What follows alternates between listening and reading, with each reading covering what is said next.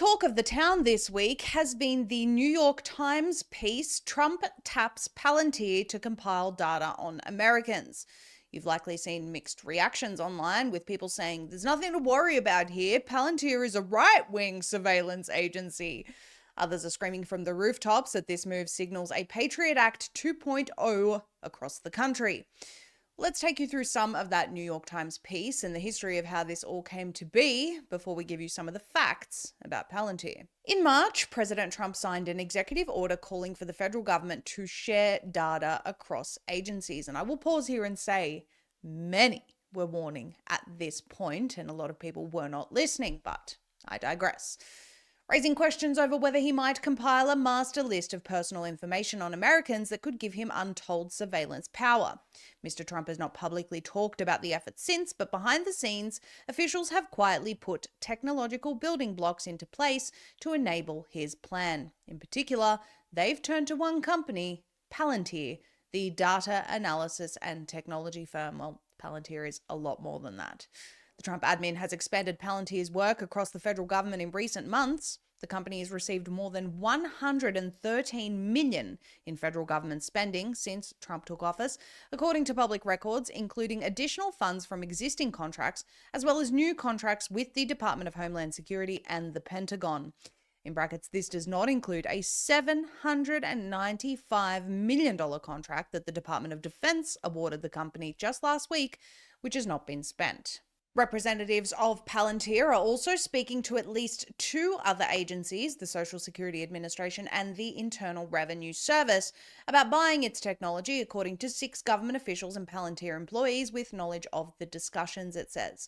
The push has put a key Palantir product called Foundry into at least 4 federal agencies, including DHS, the HHS, widely adopting Foundry, which organizes and analyzes data, paves the way for Mr. Trump to easily merge information from different agencies, the government officials said. It goes on, creating detailed portraits of Americans based on government data is not just a pipe dream. The Trump admin has already sought access to hundreds of data points on citizens and others through government databases, including their bank account numbers, the amount of their student debt, their medical claims, and any disability status. They say that Mr. Trump could potentially use such information to advance his political agenda by policing immigrants and punishing critics. Democratic lawmakers and critics have said. Privacy advocates, student unions, and labor rights organizations have filed lawsuits to block data access, questioning whether the government could weaponize people's personal information. But here's the fascinating part that a lot of people have not discussed this week. Palantir's selection as a chief vendor for the project was driven by Elon Musk's Department of Government Efficiency, according to the government officials. At least 3 DOGE members formerly worked at Palantir, while 2 others had worked at companies funded by Peter Thiel, an investor and founder of Palantir. What's happening now, according to the article, is that some current and former Palantir employees have been unnerved by all of this, so much so, in fact, that this month, 13 former employees signed a letter urging Palantir to stop its endeavors with President Trump. Linda Shah, a signee who was a Palantir engineer until last year, said the problem was not with the company's technology, but with how the Trump administration intended to use it. Now, the article mentions Palantir's main products include Foundry, a data analytics platform, and Gotham, which helps organize and draw conclusions from data and is tailored for security and defense purposes. Now, the wording here about Gotham is particularly interesting. They say it helps organize and draw conclusions from data and is tailored for security and defense purposes. What that translates to for many is pre-crime software. It's important for people to understand that Palantir Technologies was founded with initial funding from the CIA's venture capital arm, In-Q-Tel, and also from Peter Thiel and his venture capital firm, Founders Fund, a data analysis company that has also received funding from the CIA's venture capital arm, In-Q-Tel. Now, on the pre-crime story, we only have to look at an example from 2018 by The Verge about this, where Palantir was secretly using New Orleans to test its predictive policing technology. If you scroll down the article, it actually tells you that according to Ronald Serpis, the department's chief at the time, one of the tools used by the New Orleans Police Department to identify members of gangs like 3NG and the 39ers came from the Silicon Valley company Palantir. The company provided software to a secretive NOPD program that traced people's ties to other gang members, outlined criminal histories, analyzed social media, and predicted the likelihood that individuals would commit violence or become a victim. Now, you might say that's a very good use of this type of technology. Take down criminals and bring down the crime rate. Gotham.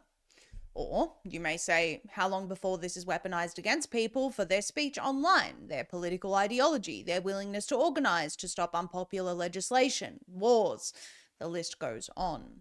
Throw artificial intelligence into the mix, and we have a total recipe for disaster. And if you have any doubts that this may be turned against you one day, take a listen to Alex Karp, the CEO of Palantir, talking about how this technology stopped the rise of the far right in Europe. Look, we built PG, which single-handedly stopped the rise of the far right in Europe. We built Foundry, which was used to distribute the COVID vaccine and saved millions of lives globally. We built what we call multi-constellation, and what's often called the digital kill chain. And they're category-defining products. So when you deliver these products to the market, just honestly, people say this isn't going to exist, this isn't valuable, but then it changes the market. And then the market is the Palantir market. Now, that doesn't mean everyone in the world is going to buy our product, but it means most of the sensible people in the world are going to buy from the category we defined. Why would we want a technology that compiles our banking data, social security information, online presence, social media activity, speech, etc., capable of pre-crime analysis, incorporated into all facets of government, especially one led by a man who takes credit for stopping the rise of the far right in an entire continent? And if that doesn't terrify you, perhaps Karp's statements behind closed doors in January of 2024, as reported by Politico, will, where he, quote, mused about launching drone strikes on his business enemies, end quote. Perhaps the worst part about this very report is that Palantir is likely watching as we speak, and has been for some time. We're at the public disclosure phase of something that has been brewing for many years. The ultimate surveillance state that we and many others have been warning about. The kind that issues social credit scores depending on your compliance with the right thoughts, let alone speech. We intend to dig into this further in the coming weeks, but for now we can safely say this is a very dangerous trajectory, and certainly calls into question the motives of Doge in the first place. Barely any cuts have been achieved, lots of exposure about waste, fraud and abuse with zero accountability for those committing the fraud and abuse, but Doge did manage to help Palantir get into the government systems. Meanwhile, with the bulk of the budget being allocated to the military-industrial complex and this new war being waged with total technocracy takeover and total information control, it's quite obvious where this is heading.